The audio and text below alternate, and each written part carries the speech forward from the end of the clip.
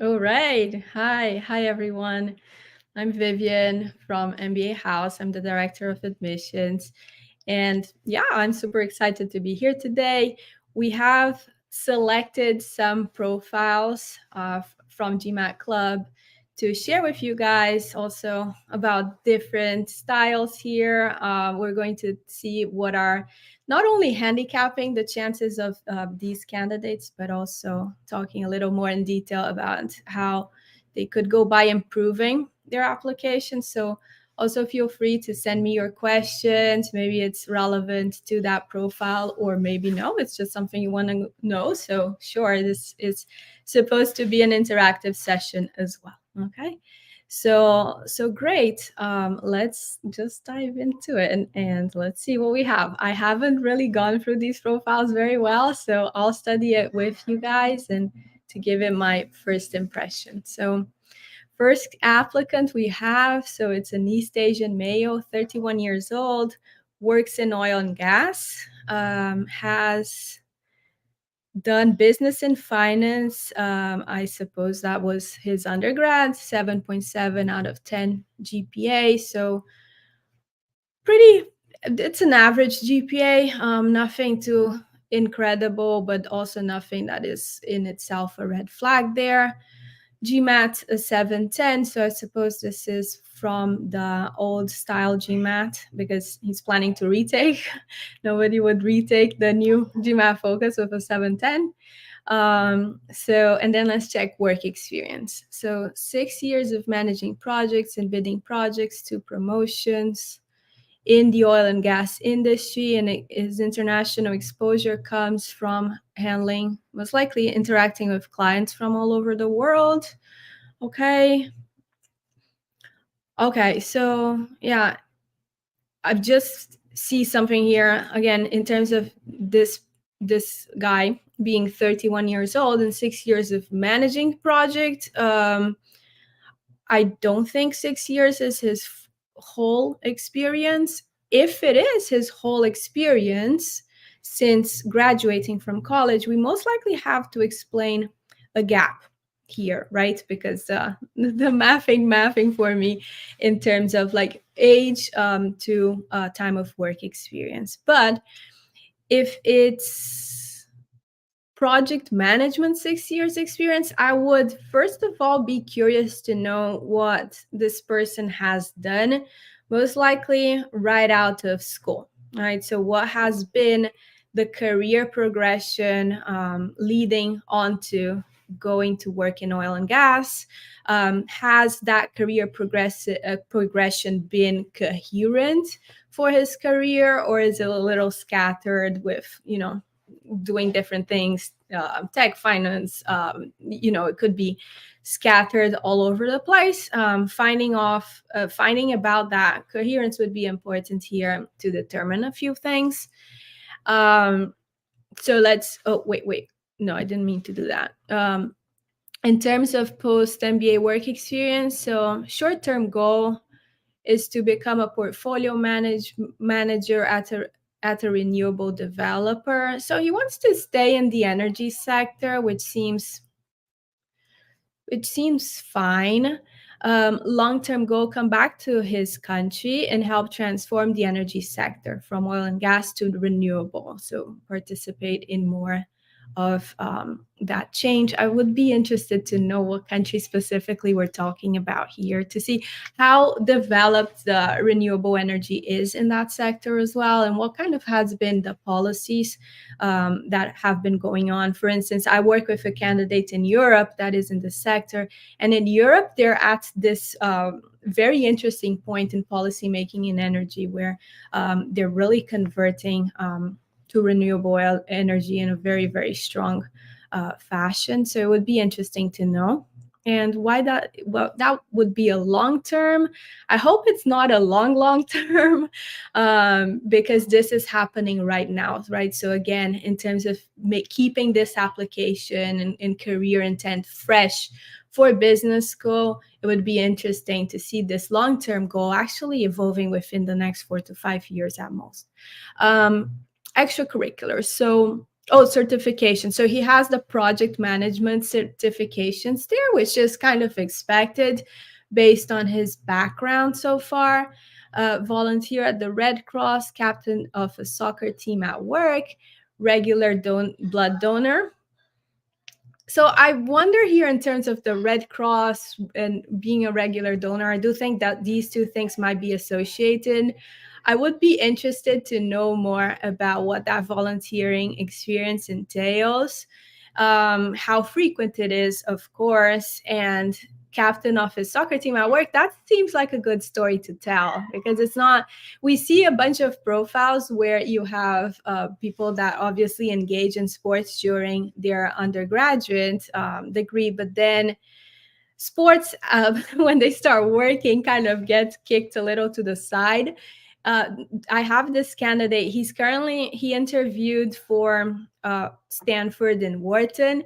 He actually is outside of work, so he's a consultant for work, but he's also he plays professional rugby, right? So that was really the twist we gave to his application. It really helped differentiate him from other consultants, because consultants tend to have very similar profiles. So it was interesting in that sense. Here, being the captain of a soccer team, it would be nice to see how that whole interaction with his colleagues, peers from work, also is experimented from the side of this extracurricular activity. But I see some nice stories coming in. And then finally, let's see, target programs: HBS, Ross, Booth, MIT, and Stern. Yeah, I need some glasses sometimes. Okay, so here I have a first issue going on, which is Harvard. Okay, this candidate, he seems to have more work experience than we generally want to see for HBS applicants. Remember that HBS is 100% case-based. So although they will not tell this like forward to us, it's very hard for a candidate with more than 27, 28 years old to get into Harvard, because they consider that to not be the sweet spot in terms of work experience. It sounds counterintuitive here, but remember that Harvard was also the program that started the deferred admission process, right? So deferred admission means you apply in your senior year in college, and then if you get in, you work for 2 years and then start the program at Harvard. So basically, you see they're looking for somebody with 2 years experience. For Harvard, I see the most success with candidates that apply within 2 to 5 years of work experience. And like I said here, the numbers of like the age to the 6 years of managing projects, I feel that there is some sort of gap there. I would be very interested to know if that gap is because he didn't consider like work where it wasn't on a project management basis, or if it's more of a gap thing as well. If it's a gap thing, there might be an interesting story behind it too. Okay. So Harvard, a little tough here, even without considering things that we would normally consider, like the GMAT, etc. Right. So yeah, that's probably not going to happen. Now, Ross, Booth, MIT, and Stern. Okay, so these programs would be fine with a candidate that is around their 30s. Again, for this candidate, I would urge him to apply ASAP, right? So ASAP, really. Even with a 710, depending on how that GMAT score is distributed, he should. I have candidates that get into Stanford with that score. It's not so much the score itself. Sometimes it's the distribution. If so, the way the old GMAT, I'll call it old GMAT now, used to work is that you would have 50% of your score coming in from math, but 50% coming in from verbal. So many candidates, obviously, that have more of a fluency in English would do very well in verbal and maybe not so well in math, which isn't ideal. Okay, schools in general, this is a general rule as well. They're looking for an outstanding quant score. So if the 710 is coming a lot from the quant side, maybe he doesn't actually need to boost his score, because I don't think it would even matter in terms of Harvard itself. And then for the other schools, so Ross, Booth, MIT, and Stern, um, these schools, again, he's kind of within a good age range. It would be more so about finding unique selling points that these programs offer. So MIT, with more of its disruptive entrepreneurial nature, a lot of startups in the region as well, might be interesting from the renewable energy stance, considering that he wants to go back to his country to help transform it there. So potentially it has an entrepreneurial side to it. And Ross and Stern, I would say these are good programs in terms of them being collaborative programs, and he does seem to be able to rely on that aspects of collaboration with the captain of the soccer team. Project management is usually also something where you have to interact with many departments in a company. So I would, in his case, try to portray that as much as possible, keeping in mind that especially with MIT and NYU, you don't get a lot of space for your essays on the application. So you do have to rely a little more on the video essay in the case of MIT. And NYU, you have a slide presentation, which doesn't really help. So I always like to tell applicants that it's not so much, people focus so much on the essay as if, it's the essay or nothing. I don't believe in that. Okay. So I believe that a good application is one that shows that you were very strategic with the online application itself, whoever you chose to be your recommenders, the way that you're portraying your resume in a way that is not redundant with the application itself. Okay. And then we have the essay. So the essays is almost like a final consideration once we nail down all the aspects that will be the first impression the school will have of your profile. Like here, we have a little bit of the first impression. I feel that he can still detail some of these aspects more to try and also differentiate him from his competition. I'll take some questions now. Let's see. So Akshay is asking, hey, Vivian, I have 6 years of work experience and expecting a 330 on the GRE. Okay. Yeah. Okay. So I think that's great. Okay. So in terms of the GRE versus the GMAT, which is some of the questions I have here, it really depends a bit on your profile. Schools, they do skew a little more towards the GMAT. They won't tell you this, okay? But what happens is the GRE is oftentimes seen as a way to avoid the quant side of the test because it's a little more similar to the SATs than the GMAT, okay?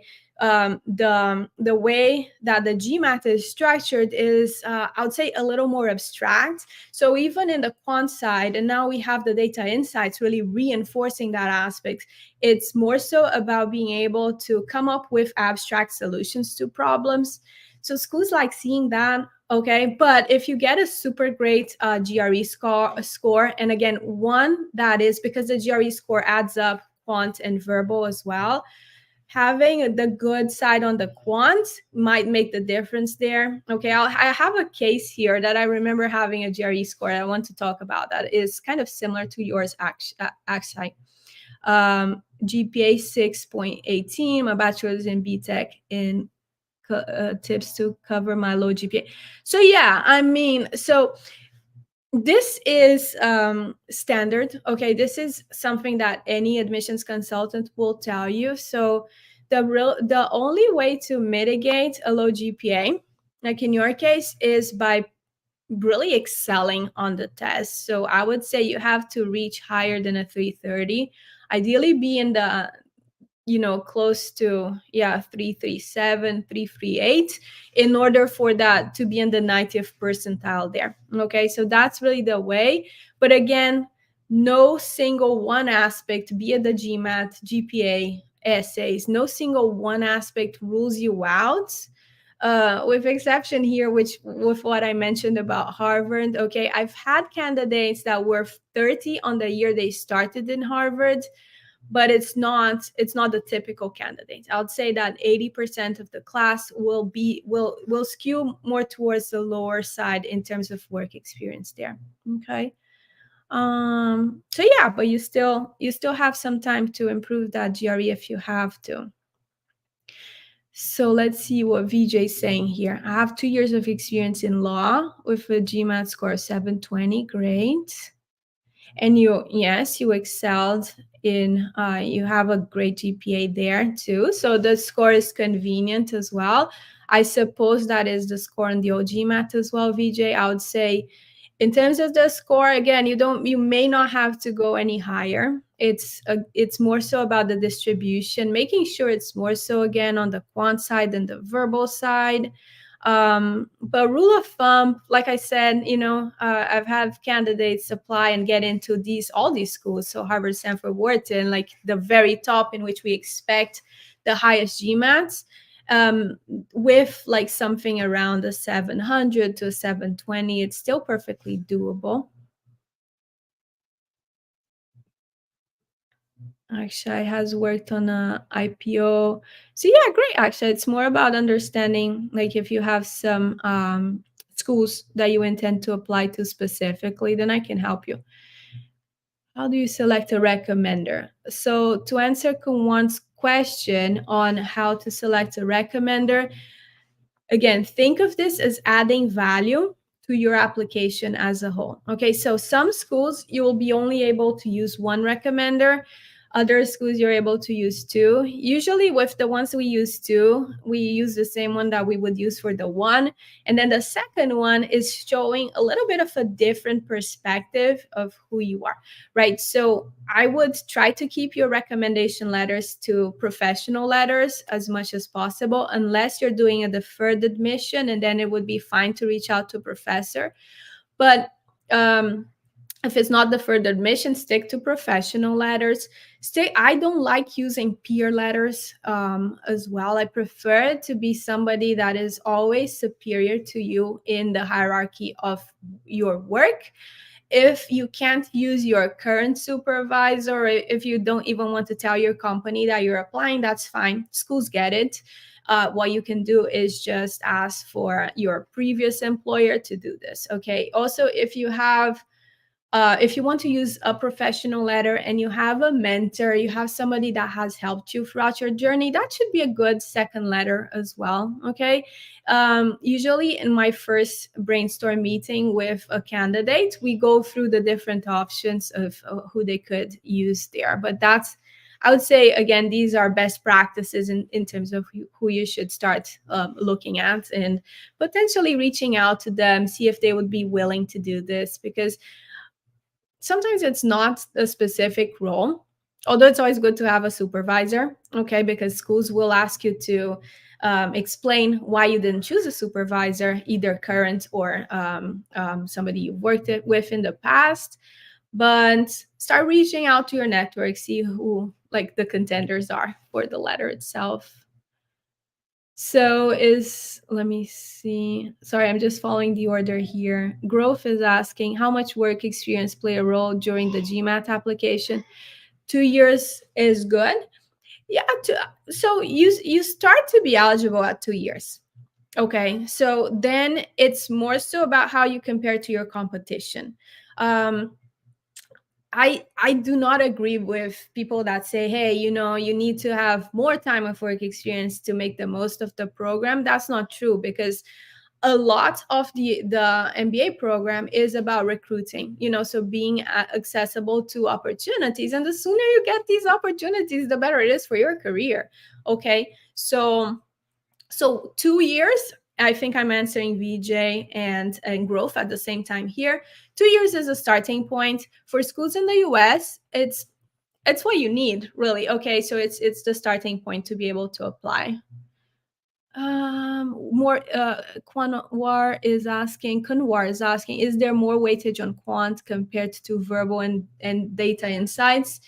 Yeah, so so if the school is looking at a score, if your percentile in quant is great, it should help mitigate for a lower verbal.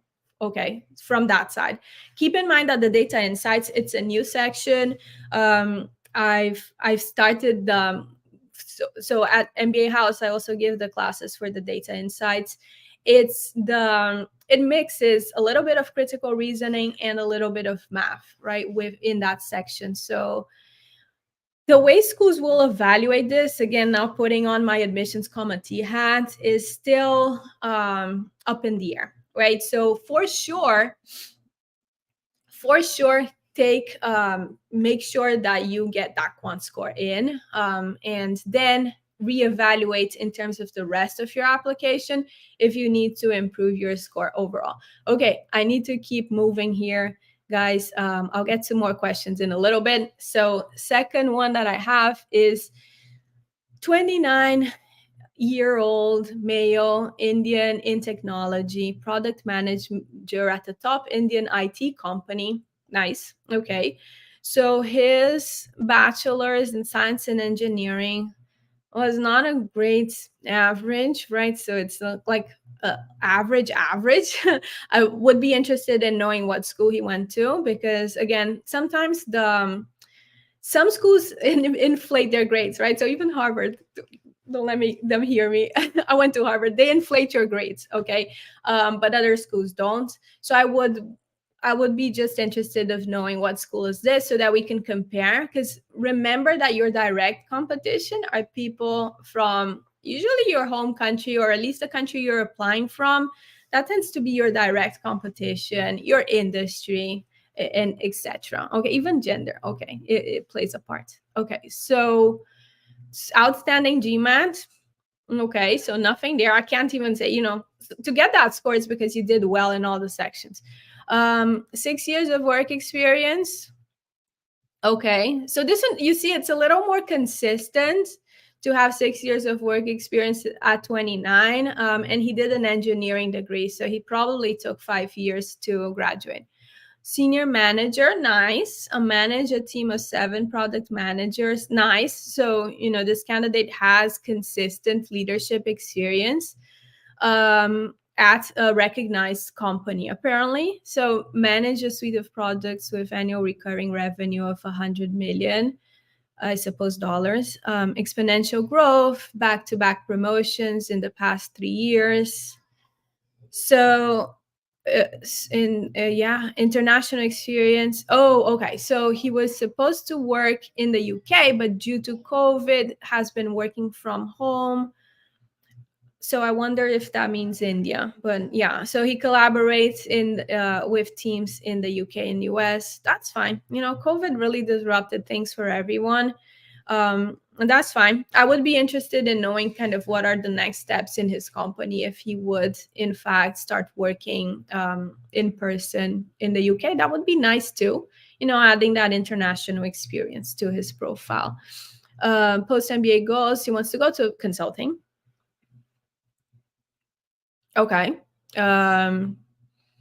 So yeah, usually what happens, I don't know what company specifically we're talking about here, but yeah, if it's more of a software tech company, there, work tends to be kind of crazy, right? So especially he seems to manage a lot of people. So I would take advantage of that all ever changing, very fast paced work environment as well, to understand how he makes decisions on the get go for his team, how also he mentors his team, really honing down on those leadership skills here. Okay, that could make a big difference in his case. So, and post MBA goals, really, he can, he's well served with any top school that he goes to. They all obviously they all recruit in these top programs, state level, and oh, nice. Oh, so cricket and handball player. Many leadership roles in schools and universities. Also, director of an NGO to help underprivileged children get access to basic education. And he's looking at the top programs. This seems to be a very solid candidate. Okay, so it's really about making sure his application stands out. Um, Something that is interesting here, I would tell him to most likely start by doing the Stanford application, because the Stanford application is one of the richest ones when you go out filling the online part of it, right? So the online part of it will allow him to submit mini essays, so essays on his cultural background, um, also what they call the impact essays, so 3 essays of 200 words each, where he can talk about all this. So the NGO that he manages, his impact in sports, I would go by that way. And then there's the essays, right? So the Stanford essays being, what matters most to you and why. I would be interested in knowing what we have here. I'll give a similar example of a candidate who initially Kersey, so from India as well. He worked with me for the GMAT part of the test, got a 780, and then he was like, "I'm good, with 780, I'll get into any school." And he did have a nice profile, so he went by and tried and didn't get into anything. Came back to me like, saying, "Oh, I guess I do need help." And and then the first thing I told Kersey is, Kersey, we need to show the schools that you're not a robot, because if we just keep telling them about the technical aspects of what you do and, of work and everything, we're not adding in the soft skills, the emotional intelligence that we're supposed to have in these applications. So we shifted the focus of his applications onto more describing who Kersey was as a person. I would want to make sure this would be the same case with this candidate, okay? And obviously, again, I think it's an easy way for us to transition from tech to consulting here. But obviously for Stanford and Haas, yeah, so Haas there, I would play a little more on the side of tech. And for HBS Wharton, I would want to highlight academic achievement. So he talks briefly about this here, but HBS and Wharton, they really like candidates that have excelled academically. So those years in college, how it wasn't just about class, it was about everything that they did over there. Okay, so that's very important for those schools.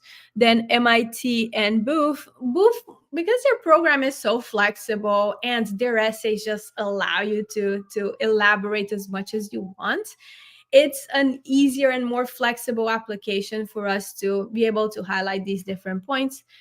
Problem with MIT is the opposite. Again, the application is very short. You just get you just get the cover letter as an essay and an additional point that you can make during the application. Let me see, what is the strength of this profile? Okay, so yes, so Abhijit is asking me, what is the strength of this profile relative to the first profile? So yeah, this one, you see, it's more on point with applying to the top schools that we have here. Okay, so although we know that from India, there's this huge competition, usually good GMAT scores, and really the only point here that we would want to try to show in a different way than the score is the grade point, right? So the grades from college not being great, it would just be something that I would try to show through other things that he was able to concentrate during school. So the leadership roles that he had. Okay, that's in this case would be like my approach. Okay, but yeah, stronger chance, definitely a stronger chance at Harvard. Let me just go back to the earlier one just to compare the schools. Oh yeah, so yeah, you see, so this first one didn't even have Stanford within the list. Nor Wharton. I would definitely review this list, okay, for this first guy here. It's just, it doesn't make a lot of sense to me, to be honest. He's considering kind of the energy tracks for sure, but there's other choices he could potentially make. Okay, this one has a little more to choose from. Okay, so let me move to the second one. I'll take a few questions here. I'm sorry, I'm not doing well on these questions. Um, okay. What is what if you have more experience in your current company? Will it be a good idea to get a I Kanwar. So no, if you have more experience in your current company and you can get from your current company, that's kind of the best recommendation you can get. Okay. Design school in undergrad. Me too, Roshni. Ex-founder and startup experience. 4 years work experience. GPA is 9.1, but okay. So yeah, you have the COVID aspect that we can understand. Target schools, HBS, GSB, target GMAT. So yeah, your GPA was good, but usually kind of design school is not something that the school, like the business schools admissions committee can relate a lot to, right? So definitely looking for a high score there. Again, best practice, make sure your quant is within 90th percentile if you want for the top schools, okay? And then basically my advice for you, Roshni, from that side is focusing on also other academic achievements you've had, especially for HBS. Okay, so school that, again, my alma mater, they're more traditional in the way they think. So they want to make sure they're getting candidates that did very well in school, either by achieving top grades like you have, but ideally also by having leadership and extracurriculars developed there. So, and you do have entrepreneurial experience as well. So obviously that side for Stanford is a plus. They like that.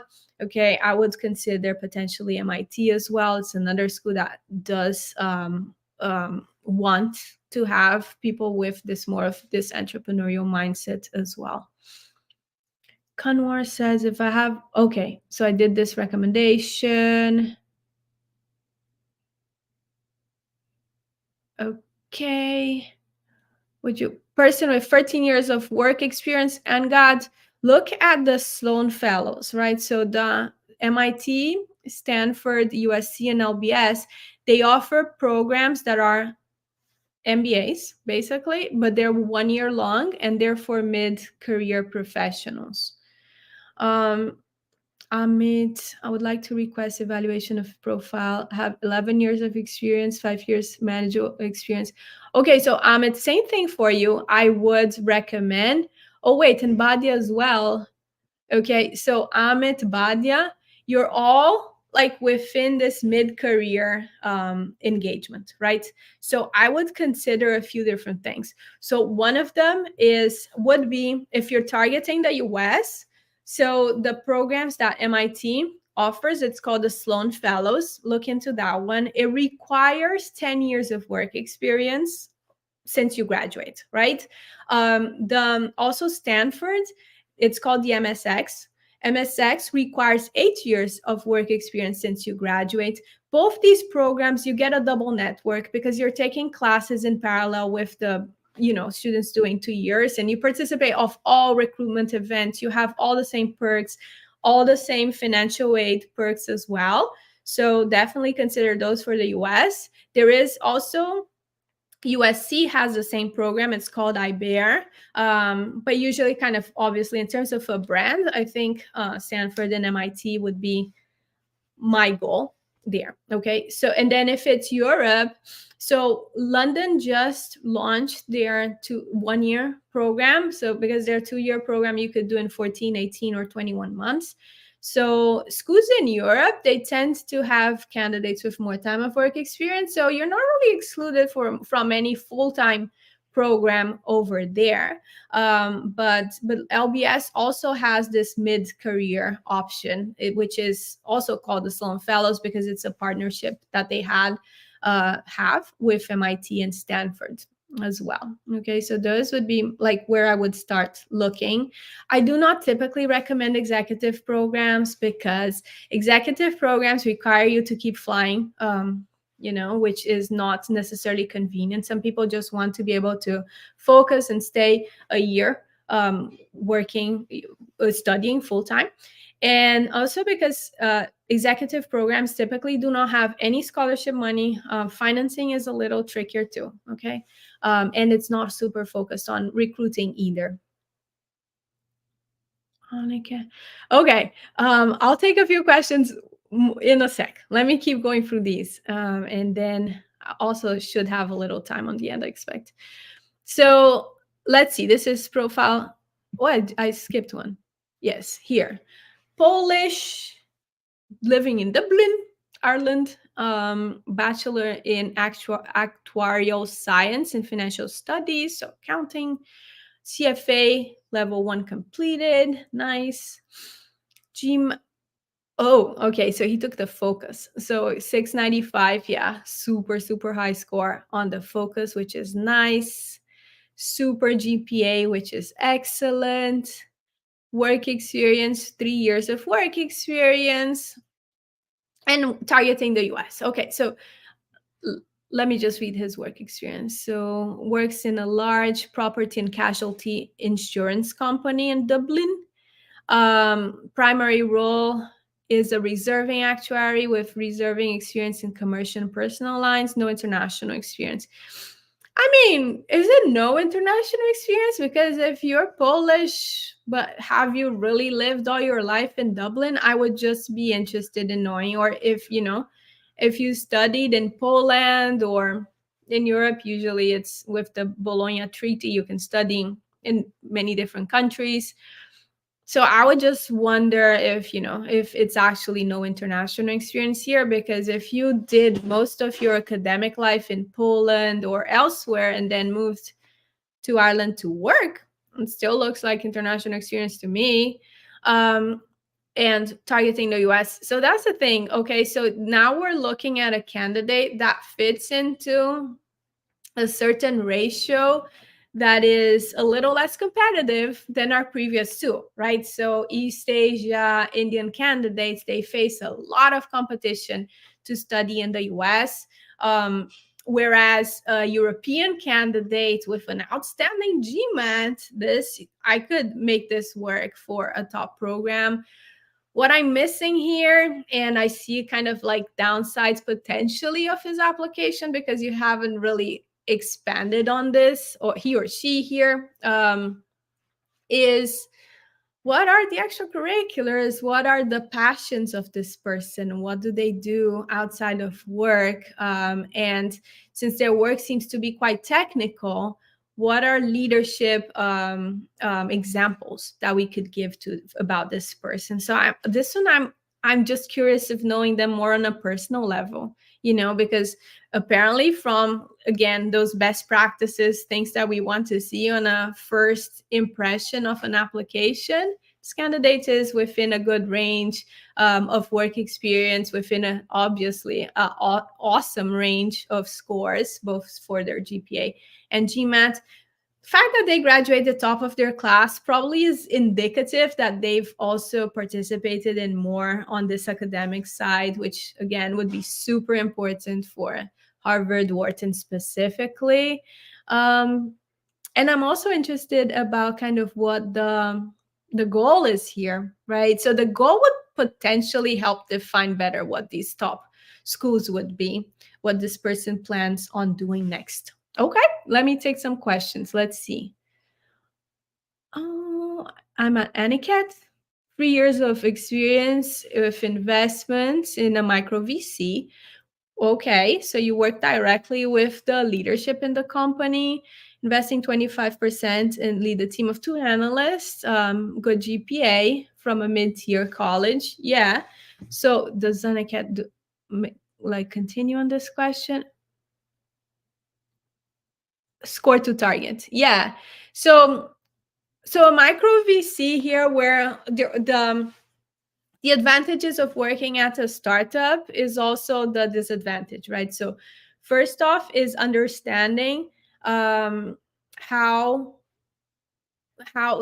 selective the process is to get into the company you are, something that we don't usually have to worry when it's a larger organization, right? So because schools will not understand kind of how selective it was for you to get that job, we need to show them other things, right? So usually startup environments, micro VCs, you have to do a lot of things that go beyond your like role, right? So I would like to see that on the application itself. In terms of a score, the it really depends on the schools as well. Okay, I would need kind of a little more reference here. So I would say, obviously, again, try to be within uh, an 80 to 90th percentile, depending on the schools that you would target. But here, the trick is not so much the score, but really kind of more of the goals, what you want to do post to see what to do. I'll give you a similar example. So this candidate I have, she works in a startup in Spain, right? And she is just, her boss went to MIT. She is just obsessed with MIT. She already got into London Business School. She did not have a lot of time to study for the test, and she got a kind of a not great score, to be honest. It wasn't even a 700. But she interviewed at she got into LBS already, and she interviewed at MIT. We're just waiting for the final answer, and I do believe she'll get it. So it was really about maximizing the information on not only her career goals, but really maximizing how well she got to network with MIT and how well she got in touch with that community. That is making the difference there. Okay, so every school has a little bit of a different tactic that we need to really pull up, so really raise the volume towards those specific tactics, depending on what you want to do. It's not just the GMAT. Again, I do not believe in that in any case. Okay, so which top schools have a lower GPA weight? Akshay, lower GPA weightage. I mean, if they accept you with a lower GPA depends on many factors, right? So what I mean by Harvard having like more of an inflated GPA is from when you go there, right? So when I attended, kind of my GPA is great, but it's part of how also in the Harvard curve that works. Okay, so some schools just inflate it more, especially in the US. Admissions committees are very well aware that, for instance, UPenn doesn't inflate their scores at all. So you would expect a lower GPA from a UPenn graduate than a Harvard graduate, for instance. Okay. So, and if they do not have a particular stance on the school, so the university you attended, they might scope around.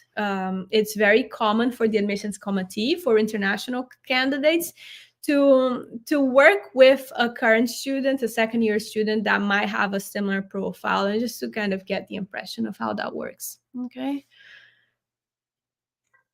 A perv, 8 years. A perv says, I have around 8 years in oil and gas, new energy business, 720 GMAT, 8 of 10, applied for a few schools, didn't get through. I'm sorry to hear that, a perv. So, considering your career goals, if you want to stay within the energy industry or shift, I think that's kind of something to determine. It's really important to make, again, your application very, very specific for each school you're applying to. Okay, I don't think in itself it's a GMAT problem, but again, if you come from one of these countries that are very competitive, depending on how your GMAT was distributed, it might be good to retake. In your case, if you're a reapplicant going on for a first round, it's always good to show an increased score anyways, okay? But as a reapplicant, there's a few benefits as well, right? So the schools, if you apply to the same schools, they have access to your previous application. So it seems as if you don't have to do a lot of work because, for instance, NYU won't even require you to send a new recommendation.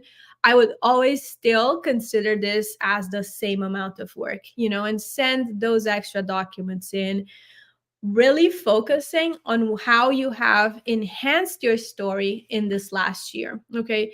So reapplications are not the end of the world. to be honest. Okay, this can work.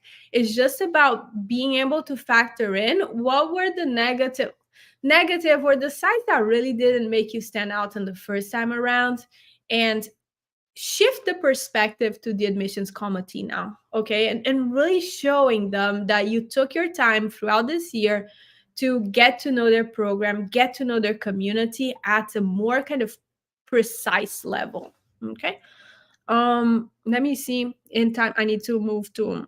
I'll take some. Oh my god, I have so many questions. I'll take the next slide here. So yeah, we have two more applicants. Nigerian male, 27 years, second generation academic, did accounting, low GPA. Okay. A 337 on the GMAT. So we had in the comments somebody that was potentially targeting a similar score.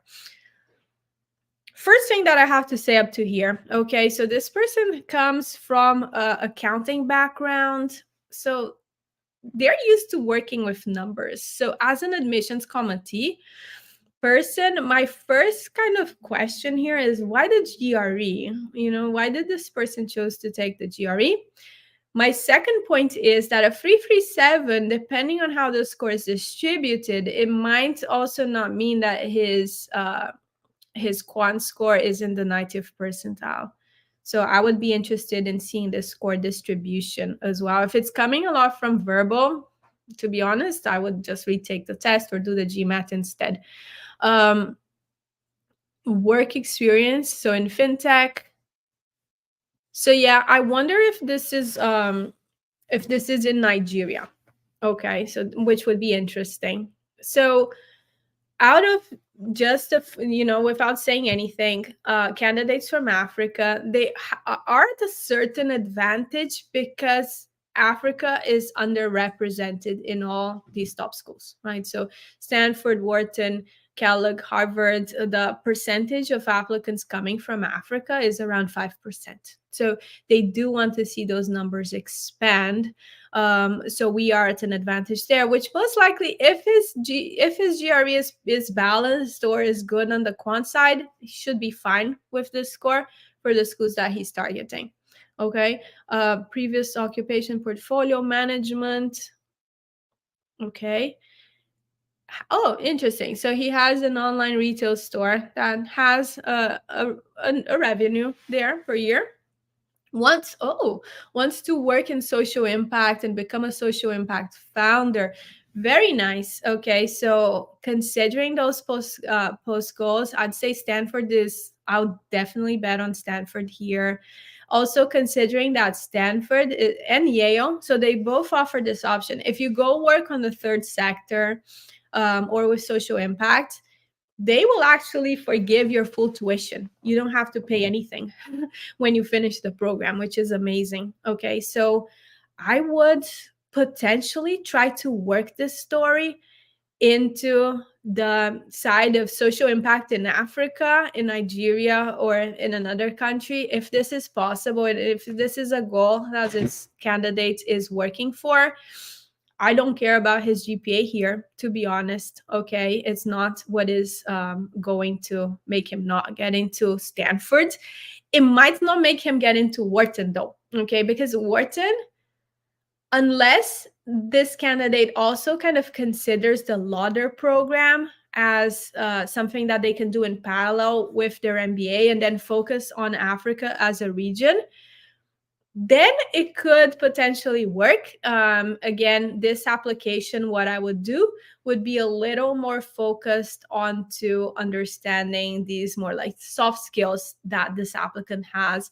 His extracurriculars, I mean, running, lawn tennis, very individual sports. So unless there is a significant achievement here, I know, they're not things that I would focus on. I would look for other engagements that this candidate potentially has. So either through his entrepreneurial endeavors or like little activities that he has done or is doing, and I would definitely recommend that he should look into this, would in more of a social impact currently, right? So participating in different organizations, clubs, interest groups, that would allow him to engage with his post MBA goals right away, right from now, so that he can mention those on his application and on the interview as well. I think this is a great applicant for so his target Stanford, if he's able to address these points that which are either unclear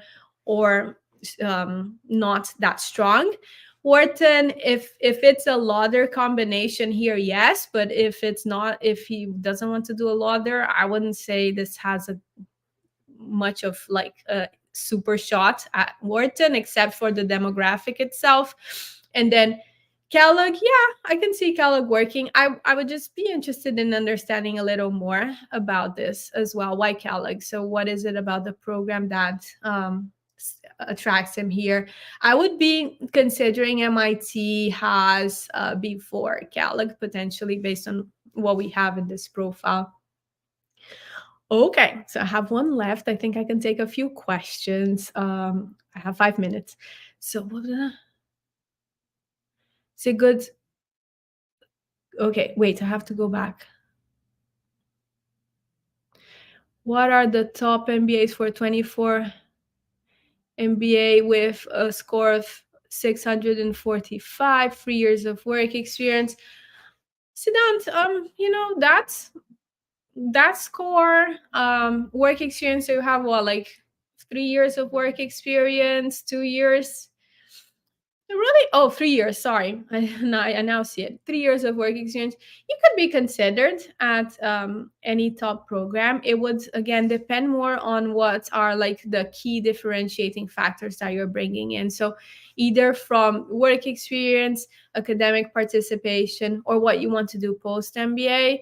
So the GMAT does not seem to be a problem there. It's more so if you have, if your work experience doesn't have anything super outstanding, maybe considering increasing that score if you want to target for the top programs. But in essence, nothing that would mean you couldn't apply. Okay. 1 year MBA if you have 5 years of work experience, Kanwar, depends on what your post MBA goals are, right? So some people choose for an 1 year MBA when they want to return to the workforce as soon as possible. Sometimes they think, I don't want to spend like 2 years in a program, especially if you want to remain in your same industry, you want to just improve your tool set a little bit, but stay basically where you are and progress from there.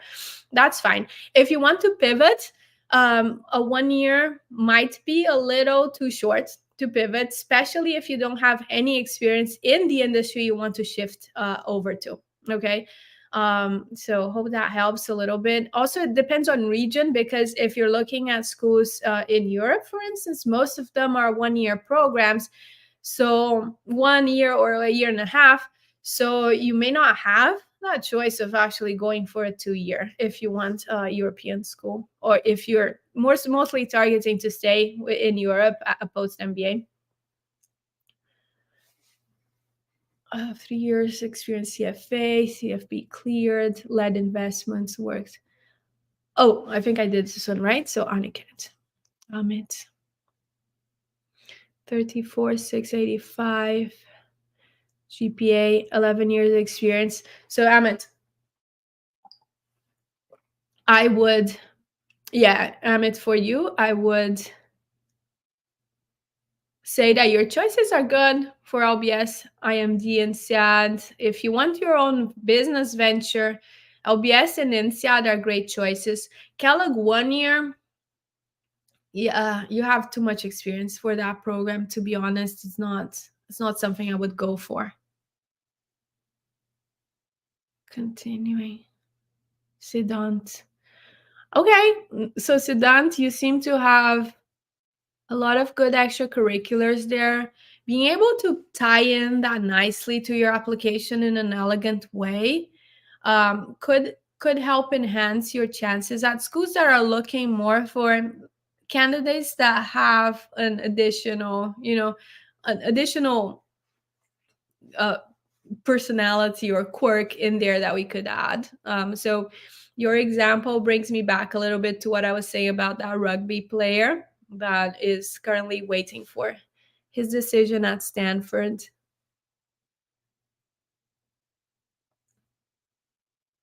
Okay, so round three. So that's a good question. So round three, if you're looking in the US, I would say if you have a permanent residency in the US, if you don't require a visa, round three is fine. I would rather apply than, wait to a round one, because you can always do a reapplication if that's the case. But if you require a visa, it's very, very hard to get into round three. Okay, they just schools will just prefer people that don't require to go through the whole visa scenario. If it's round three in the US, if it's Europe, it's perfectly fine.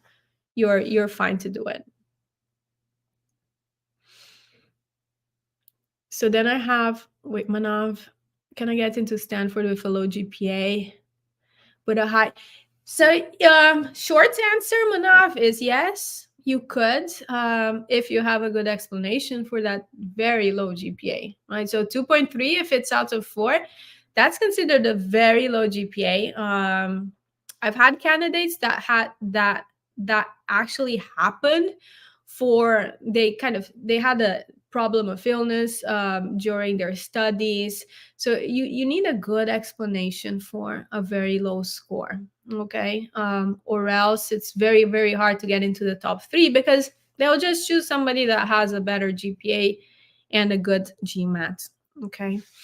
And Udit, hi Vivian, architecture, nice. GMAT 655. So this GMAT 655, is it the focus or the old GMAT? Wants to go to consulting, grad GPA not that great, right? I'll If the 655 is on the focus, it's a good score. It will help mitigate the GPA. If it's on the old GMAT, you need to improve that score, especially coming from a non-traditional background. Depends on what you've worked with as well, to see what are the transferable skills that you can take to consulting. Keep in mind that consulting, I work with many candidates from McKinsey, and the way they got into McKinsey is oftentimes related to having a different background, right? So that's it wasn't a focus one, so it's a good score. Okay, so that's a good score. I mean, you should be fine. Always when we have these more non-traditional backgrounds, it kind of sets you apart in a way. So what the schools will be always looking for is if you have the transferable skills to then engage into strategy consulting. So potentially taking into consideration more of like the project management aspects of architecture, if that's what you worked with. If you worked in a different industry, we would have to see that as well. And outside of that, also like extracurricular engagement could help you get into the top school. Okay. And I have like a last one here. Okay.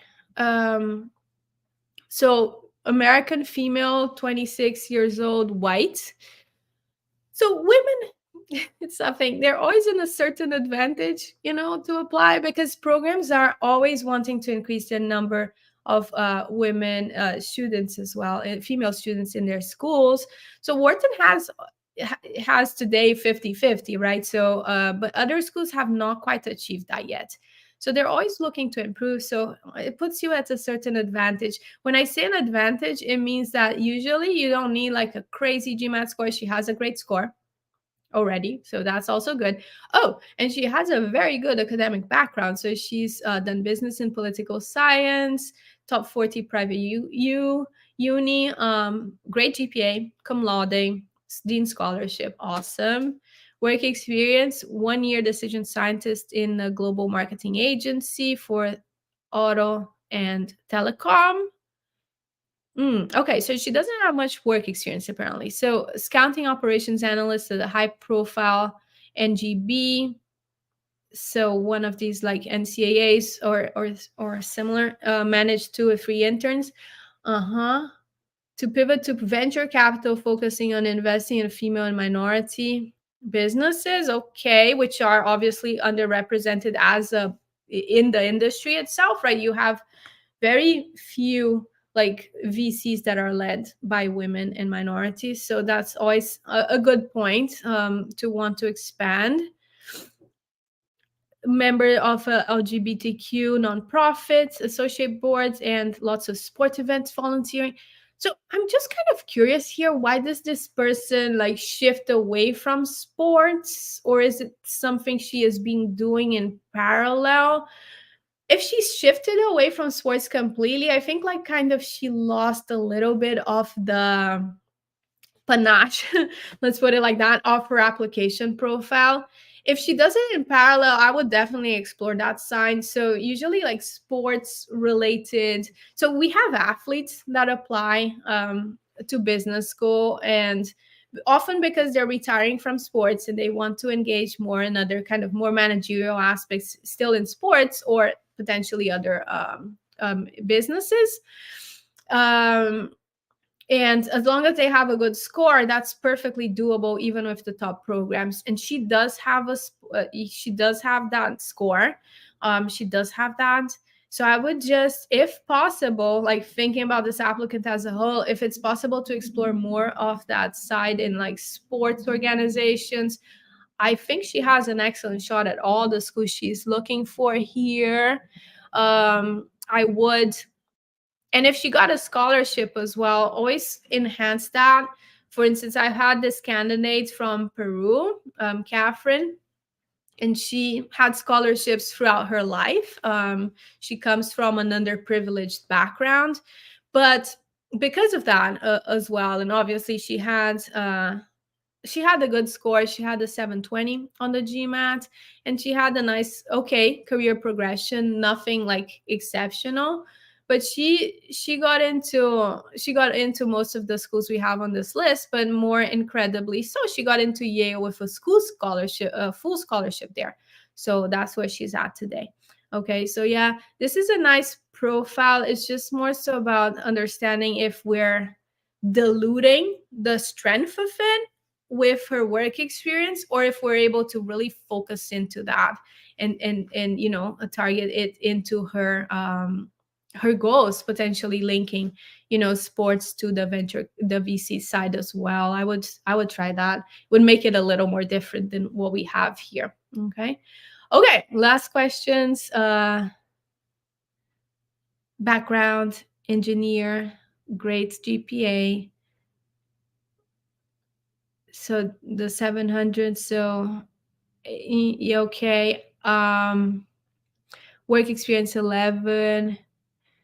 Have been doing okay. So you have a nice profile, but you seem to have a lot of work experience, Kaushal.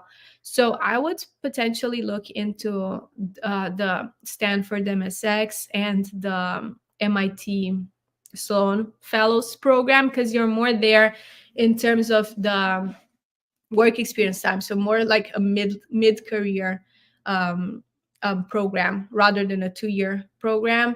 Unless you want to say no, I want to do a 2-year program, then Stanford, Harvard are kind of out again. Wharton as well, because you have a lot of work experience going on, and you would have to improve that GMAT score as well. Okay, but look into, I always say, test out to see if you like the Sloan Fellows at MIT, so the 1-year program they have for mid-career professionals, and the same program at Stanford as well, called the MSX. Okay, I would start there. I think that's your best bet. You could apply with that score. It's more so about really getting those interesting aspects that you have in your application, getting them to work to your favor there. And yeah, well, thank you everyone for joining us today. This was fun. Thank you, Abhijit, for having me. I really enjoyed it and hope it was helpful for you guys as well. And yeah, so if you have any questions, if you want to reach out, you can find me on Instagram. Just look up MBA House and you'll be able to text me there. Okay, or also our site is also mbahouse.com. If you have any further questions, if you'd like to know about the way we work in a little more detail. Awesome. Okay. Have a great day, guys. Bye.